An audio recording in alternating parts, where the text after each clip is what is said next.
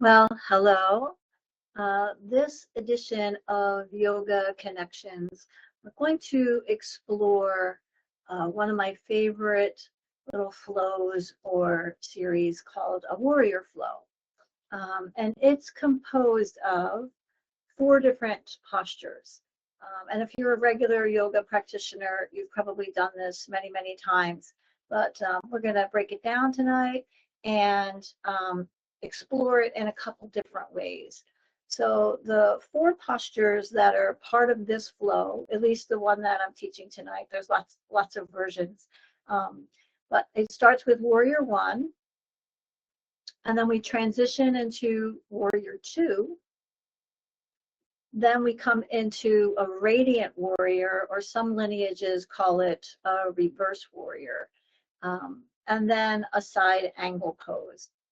We do one side, meaning we'll lead with the right foot first, follow the flow through the right side, and then we'll pause and restart the flow and do it with the left foot, the left side. So I'm going to come up to standing. I might need to adjust my camera, but we'll see how it goes.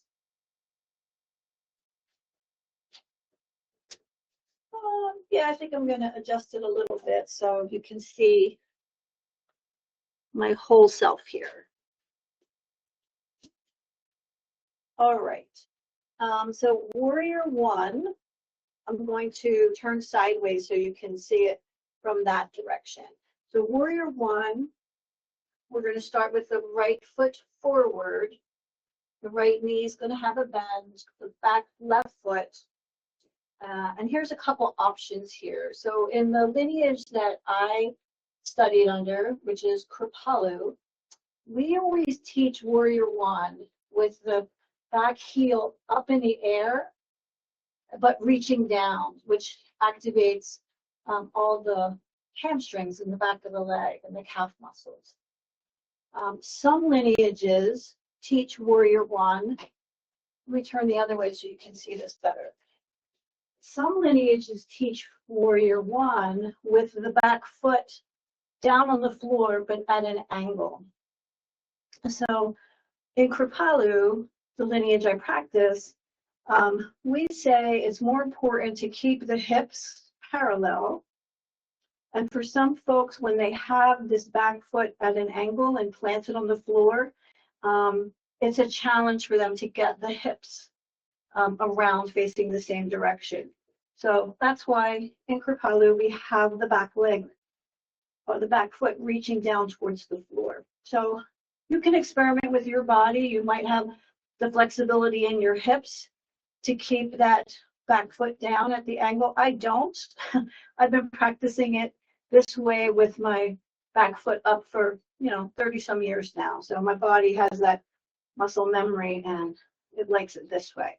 So here's the foundation. We're starting with the right foot. It's rooted into the floor. The right knee is bent, where you can see your toes beneath your ankle. Nope, I said that wrong. You can see your toes beneath your knee. Squeeze your upper inner thighs together. So we're activating the muscles in the inner thighs. You also feel it in the outer thighs as well. And this is the indelicate way that some people get that cue. Instead of saying, squeeze your upper inner thighs together, you might say, squeeze like you have to go to the bathroom and you can't. Squeezing everything in. So that's what we want to have. We want to have energy, awareness, attention coming inward and upward. So hands on the hips will be helpful. So you have that sense of your hips balanced, right? Your pelvic bowl balanced. Elbows back. So this heart space, the space between your collarbones and the front body, can lift up. The shoulder blades in the back body come towards each other. Your hands can stay here at your hips. You can bring them forward and up in the air. Now there are a lot of variations with the arms, but for what we're doing tonight, we're keeping the arms in the air, either reaching straight up or in a wide V position. Once we're there, that's how we're going to practice Warrior One tonight. To transition to Warrior Two, now the back foot's going to come to the floor. If it isn't already there, the upper body is going to turn so the shoulders stack right over the hips. Now you're facing the long side edge of your mat. Your arms are here at shoulder level, and your front right knee stayed exactly where it was. So nothing shifted with the right foot and the right knee. Arms are parallel, reaching away from the midline. Allow your head to turn and look out over the front right fingers. This is Warrior Two. In Sanskrit, the language of yoga, we call this Virabhadrasana. Whether Virabhadrasana 1, where we started, or Virabhadrasana 2. To transition to the reverse warrior, the front palm flips, the back palm drops down, reach up. So this back palm is going to slide down as the palm in the air reaches up. So you can see we get this beautiful side opening. And of course, the breath flows even and steady. That's the third posture, reverse or radiant warrior. And now we'll transition into the side angle pose, or Parshvakonasana. Windmill your arms around, bring your right forearm to the top of your right thigh, or just at your right thigh. Keep this right palm active, so fingers are going to spread out. The left arm reaches up towards the ceiling, or you can take the left upper arm and bring it alongside the left ear. You're anchored through the back left foot. Your gaze can be at the floor. You can turn and look straight ahead. And both of these options are probably the most grounding and stabilizing. If you want a little more challenge, you can turn and look up towards the ceiling. To release, lower the arms. Bring your palms to the front of the right thigh. Bring the back left foot forward to meet the right foot. And you're back where we started in mountain pose. So I wanted to say that I normally would not just go right into this warrior flow. I would have warmed up the body. We would have done maybe some side to side hip movements, perhaps a little, what's it called, reclining pigeon. We would have done stuff to open up the hips and also the shoulders. And there's many, many ways to do that, many ways, right? I'm just demoing a couple while we're here. Plus, I'm giving myself a rest before we come into that flow on the other side. Think about if you have any questions, and feel free to put them out in the feed here, and I'll be happy to answer them for you. I'm going to come up again, and we'll do that same flow on the opposite side.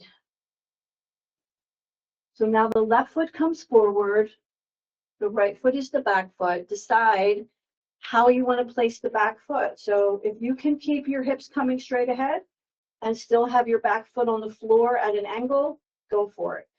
If when you do bring your back foot to the floor, your hips turn, then I would suggest coming up in this, I call it this Kripalu way, where you're balanced on the balls of your back foot and sending the heel down towards the floor. You're equally rooted through the front foot and the back foot, right? Squeeze everything in like you got to pee and you can't. Lift up out of the waist. Bring the hands to the hips. Look straight ahead. Find a focal point. When you're ready, you can either stay here with hands on hips, or you can bring your palms out and up, reaching up. So a lot of warrior cueing suggests that you lift the sternum, lift the heart space, which will challenge your sense of balance. So you're welcome to try that or just look straight ahead. Get in sync with your breath.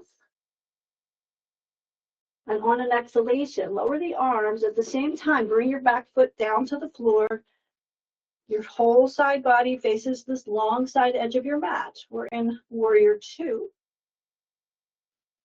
Look out over your front fingers. Lower the back palm so it's hanging out along the back leg. Lift the front palm and reach up. Radiant Warrior. Now you can play around here. You can stay here and send the back palm down towards the floor as the palm in the air reaches up towards the ceiling. And that little suggestion might make a world of difference into what you're sensing and feeling in your body. So we're fully active in this full body position. Feet are pressing down, aware of the belly breath, aware of the side opening, aware of reaching down and reaching up simultaneously. All these things that we do in our standing poses. On an exhalation, transition into your side angle. So the arms are going to windmill around. Now we're on the left side. So left forearm comes to the left thigh, palm faces up. You can choose whether your right palm just goes straight in the air or does the upper arm come alongside the ear. Right? Do you want to look down? Do you want to look straight ahead or up towards the ceiling? Let's rise up. Lower. Good. So I wanted to share with you all, besides like now that we have the postures and how the flow goes, there's 2 ways you can practice this. I'm sure there's more, but I'm just going to share 2 with you tonight. So you can practice it as a vinyasa, which means each movement is connected to a breath. And you can also practice it where you're in each one of those poses for 3, 4, 5, 8 breaths. You know, that's up to you. The longer you stay in it, the more strength you'll build, the more stability you'll create in your body, your balance will improve. It's like an overall body toner. So that's just some of the benefits. First, we're going to go through the vinyasa. So each movement connected to a breath. I'll start in Warrior 1. Good. And inhale the right foot forward. Sink down, let out your breath. Good. Inhale, arms up in the air. That's the Warrior 1. Transition into Warrior 2. Arms come down. Warrior 2. Take a breath in. Palm lifts up. Back arm reaches down. Good. And then we'll exhale right into the side angle. And I'm showing you from the back here. Rise up. We'll do the same flow, Warrior flow, connecting each movement to a breath. So first we come into Warrior 1. Inhale, palms forward and up. Exhale, arms down, back foot pivots. Good. Inhale, exhale, palm down the back and other palm up in the air. And we'll exhale right into side angle. Inhale, rise up. All right, so whenever we do a flow, we can do it more than one time. Let's do it one more time on each side. Right foot. Inhale, arms up. Exhale, Warrior 2. Inhale, reverse warrior. Exhale, side angle. Good.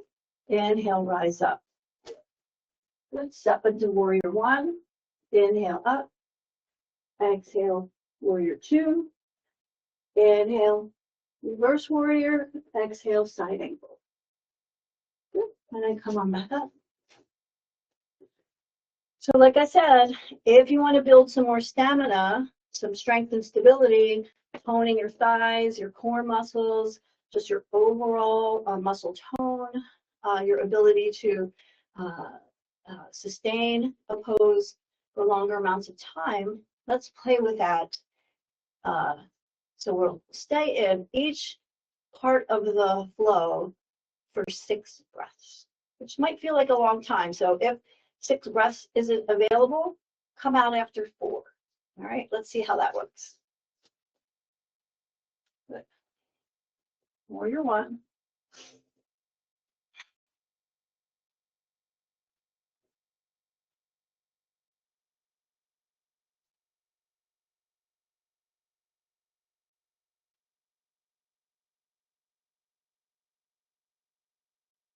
Whole body active and engaged. Transition to Warrior 2.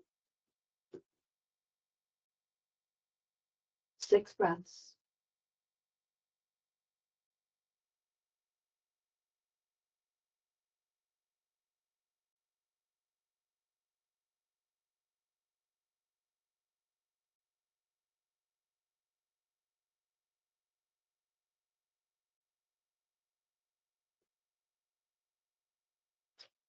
And transition into reverse Radiant Warrior, 6 breaths.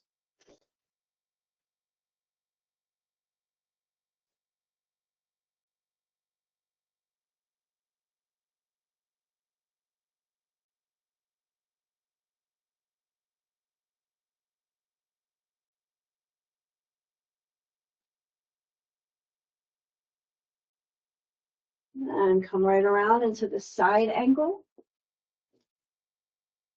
In this variation, this whole time we've been practicing with the forearm on top of the thigh. Some folks have the ability to practice this side angle pose with their palm on the floor. I'm not one of those people.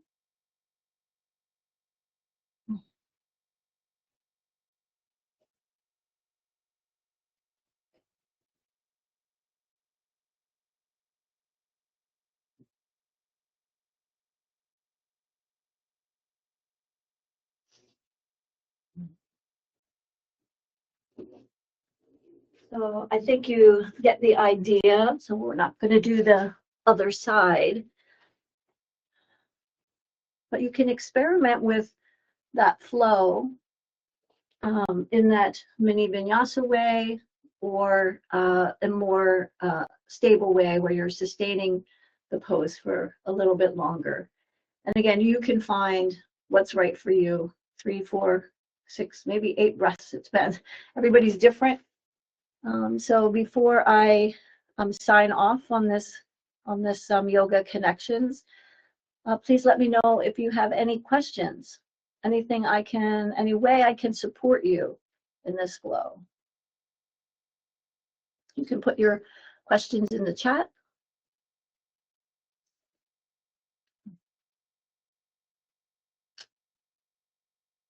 Otherwise, you can review this video as many times as you like. Experiment either slower or faster. I love this flow. It's something I love to teach. It's something I love to share. You might notice my breath is a little bit faster. Some heat might have built in your body. And those are good things. Those are good things. That's one of the things about yoga. It takes us out of our habitual ways of being in the body. As long as we're open and willing to receive what's going on, right? And we treat ourselves with kindness and compassion, no judgment. So I appreciate you being here. I appreciate you joining me for this little mini session, and I look forward to sharing more yoga with you next time. Namaste. Thank you so much.